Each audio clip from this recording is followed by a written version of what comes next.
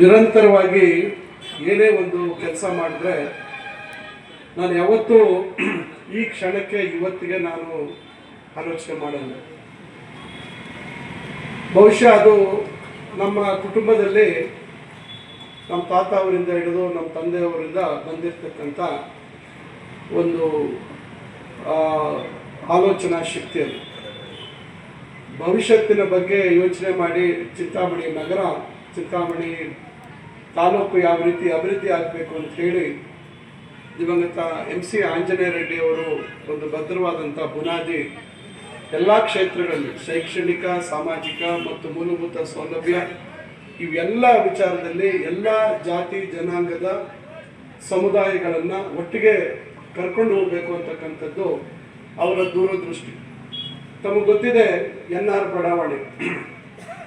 ಬಡಾವಣೆ ಯಾರು ನಿರ್ಮಾಣ ಮಾಡಿದ್ರು? ಅಲ್ಲಿ ಸಿವಿಕ್ ಕಮ್ಯುನಿಟಿ ಸೈಟ್ ಯಾವ್ಯಾವ ಜಾತಿ ವರ್ಗದವರಿಗೆ ಆ ಕಾಲದಲ್ಲೇ ಸೈಟನ್ನು ನಿಗದಿ ಮಾಡಿದ್ರು ಅಂತಕ್ಕಂಥದ್ದು ತಮಗೆಲ್ಲರಿಗೂ ಹಿರಿಯರಿಗೆಲ್ಲರಿಗೂ ಗೊತ್ತಿದೆ. ಗೀತಾ ಮಂದಿರ ಇರ್ಬೋದು, ಅಲ್ಲಿ ಮುಸಲ್ಮಾನರಿಗೆ ಒಂದು ಜಾಗ ಕೊಟ್ಟಿದ್ರು. ಈ ರೀತಿ ಭವಿಷ್ಯತ್ತಿನ ದೃಷ್ಟಿಯಲ್ಲಿ ಎಲ್ಲರಿಗೂ ಒಂದು ಅವಕಾಶ ಮಾಡಬೇಕು ಅಂತಕ್ಕಂಥ ಒಂದು ಉದ್ದೇಶ ಇಟ್ಕೊಂಡು ಆಲೋಚನೆ ಮಾಡ್ತಾ ಇರ್ತಕ್ಕಂಥದ್ದು.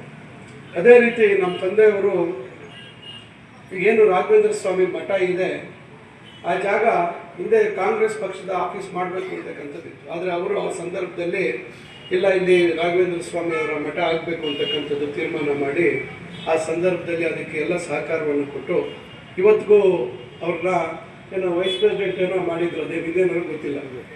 ಇದಾರ ನಮ್ಮ ತಂದೆಯವರು ಈಗಲೂ ಅಲ್ಲಿ ನಮ್ಮ ರಾಘವೇಂದ್ರ ಸ್ವಾಮಿ ಮಠದ ಇದು ಅವತ್ತಿಗೆ ಅದು ನಗರದ ಬೆಳೀತಕ್ಕಂಥ ಭಾಗ. ಇವತ್ತು ಅದು ಎಷ್ಟು ಕೋಟ್ಯಾಂತರ ರೂಪಾಯಿ ಬೆಳೆ ಮಾಡುತ್ತೆ ಅಂತಕ್ಕಂಥದ್ದು ನಿಮಗೆ ಗೊತ್ತಿದೆ. ಈ ರೀತಿ ಸದಾ ಎಲ್ಲ ಜಾತಿ ವರ್ಗದ ಜನರಿಗೆ ಏನು ನಿರೀಕ್ಷೆ ಇದೆ ಮತ್ತು ಏನು ಅವಶ್ಯಕತೆ ಇದೆ ಅಂತಕ್ಕಂಥದ್ದನ್ನು ಮನಗಂಡು ಮಾಡುವಂಥದ್ದು.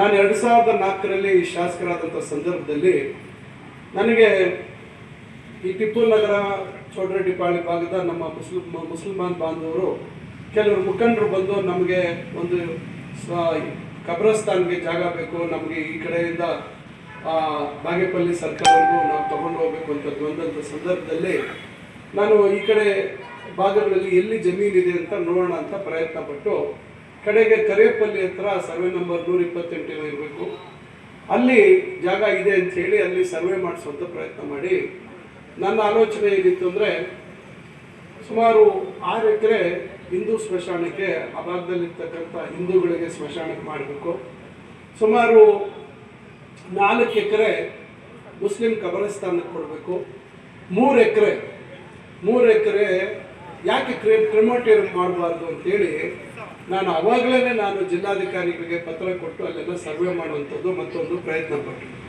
ಆದರೆ ಅಲ್ಲಿ ಏನಾಗಿತ್ತು, ಕೆಲವೆಲ್ಲ ಭಾಳ ಹಿಂದೆನೇ ಅದು ತೋಪದು, ಖರಾಬ್ ತೋಪದು. ಕೆಲವರಿಗೆ ಮಂಜೂರಾಗಿದೆ ಅಂಥೇಳಿ ಕೆಲವರು ಕೋರ್ಟ್ ಆದೇಶಗಳು ಇವೆಲ್ಲ ಗೊಂದಲಗಳಿದ್ದರಿಂದ ಸುಮಾರು ಒಂದು 7-8 ಸಭೆಗಳನ್ನು ನಾನು ಮಾಡಿ ಅಧಿಕಾರಿಗಳ ಮೇಲೆ ಒತ್ತಡವನ್ನು ತರುವಂಥದ್ದು ಮಾಡಿದ್ದೇನೆ. ಸೌಂಡ್ ಕಮ್ಮಿ ಮಾಡಿ ಪ್ರಯತ್ನ ಪಟ್ಟೆ, ಆದರೆ ಅದು ಕಾರ್ಯ ಸಾಧು ಆಗಲಿಲ್ಲ. ಅದು ನನ್ನ ಕನಸು ಅದೇ ರೀತಿಯಾಗಿ ಉಳಿದೋಯ್ತು. ನಂತರ ತಮಗೆ ಗೊತ್ತಿದೆ 2 ಬಾರಿ ಚುನಾವಣೆಯಲ್ಲಿ ನಮಗೆ ಹಿನ್ನಡೆ ಆಯಿತು.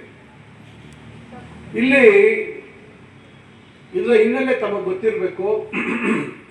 ಮೂಲವಾಗಿ ಆಂಜನೇಯ ಎಕ್ಸ್ಟೆನ್ಷನ್ನಲ್ಲಿ ವೈಶ್ಯ ಏನೋ ಸ್ಮಶಾನ ಅಂತೇಳಿ ಆ ಕಾಲದಲ್ಲಿ 20 ಗುಂಟೆ 20 ಗುಂಟೆನೋ ಜಾಗ ಇತ್ತು. ನಮ್ಮ ತಾತ ಅವ್ರ ಕಾಲದಲ್ಲಿ ಮುನ್ಸಿಪಲ್ ಅಧ್ಯಕ್ಷರಿರುವಂಥ ಸಂದರ್ಭದಲ್ಲಿ ಅದು ಬೆಳವಣಿಗೆ ಆಗ್ತಾ ಇದೆ, ಅಲ್ಲಿ ಬೇಡ ಅಂತ ಹೇಳಿದಾಗ ಇದು ಪರ್ಯಾಯವಾಗಿ ಇದನ್ನು ಇಲ್ಲಿ ಕೊಡುವಂಥ ಕೆಲಸ ಆ ಕಾಲದಲ್ಲಿ ಆಗಿರುವಂಥದ್ದು.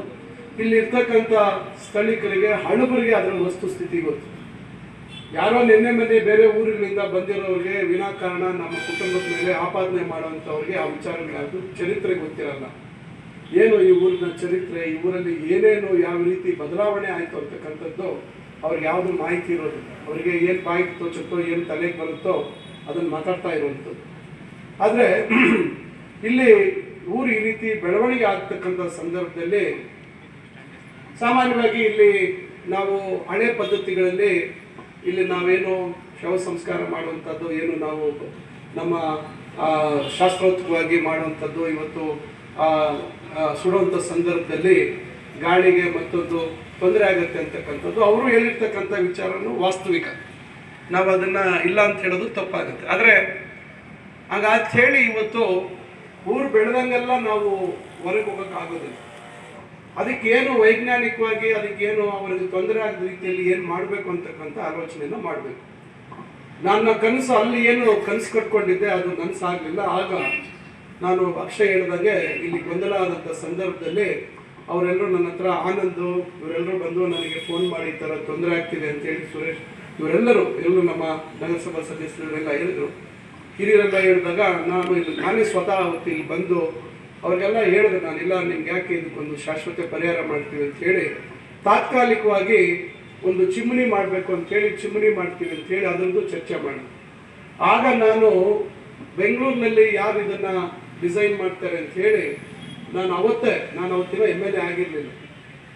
ಆದರೆ ಒಂದು ಪ್ರಯತ್ನ ಎಷ್ಟಾಗ್ಬೋದು ಅಂತ ಒಂದು ಮಾಹಿತಿ ಬೇಕಿತ್ತು ನನಗೆ, ಎಷ್ಟು ವೆಚ್ಚ ಆಗ್ಬೋದು, ಏನು ತಯಾರಿ ಮಾಡ್ಕೋಬೇಕು ಅಂತೇಳಿ ಪ್ರಭಾಕರನ್ ಅಂತೇಳಿ ಅವರು ಸುಮಾರಿಗೆ 85-88 ವರ್ಷ ಅವರು.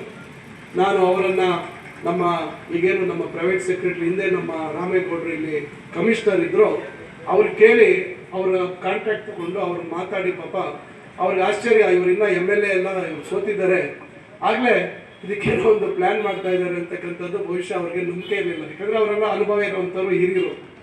ಆದರೆ ಅವತ್ತು ನಾವು ಅವರ ಸಂಪರ್ಕ ಇಟ್ಕೊಂಡು ಮಾಡಬೇಕು ಅಂತ ಮಾತಾಡಿ ಒಂದು ಅಂದಾಜು ಎಷ್ಟಾಗ್ಬೋದು ಅಂತೇಳಿ ನನಗೆ ಅವ್ರು ಎಲ್ಲೆಲ್ಲಿ ಮಾಡಿದ್ರು ಅದೆಲ್ಲ ನನಗೆ ಇಮೇಲ್ ಮಾಡಿ ಅದೆಲ್ಲ ಮಾಹಿತಿ ಕೊಟ್ಟಿದ್ದು. ಚುನಾವಣೆ ಆದಮೇಲೆ ತಮ್ಮೆಲ್ಲರ ಸಹಕಾರದಿಂದ ನಮಗೆ ಅವಕಾಶ ಬಂದಿದೆ ಮತ್ತು ಮಂತ್ರಿ ಆಗುವಂಥ ಅವಕಾಶ ಬಂತು. ತಕ್ಷಣ ನಾನು ಈ ಕೆಲಸ ಕೈಗೆತ್ಕೋಬೇಕು. ಯಾಕಂದರೆ ಒಂದು 6 ತಿಂಗಳು ಸುಮ್ಮನೆ ಇದ್ದರೆ ಮತ್ತೆ ಒಂದು 6 ತಿಂಗಳು ಒಂದು ಸಮಸ್ಯೆ ಉದ್ಭವ ಆಗ್ತಿತ್ತು. ಆನಂದ್ ಫೋನ್ ಮಾಡೋದು, ಅಕ್ಷಯ್ ಫೋನ್ ಮಾಡೋದು, ಇನ್ನು ಕೆಲವರೆಲ್ಲರೂ ಸ್ನೇಹಿತರೆಲ್ಲರೂ